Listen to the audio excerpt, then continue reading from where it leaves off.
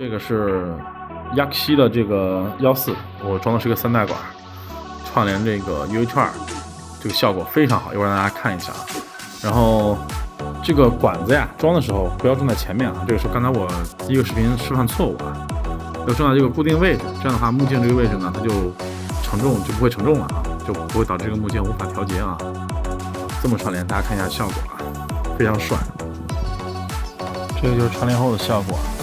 可以涂当一个夜视镜用了。前面这个是 UA 圈，后面这个是一个3带的白灵管，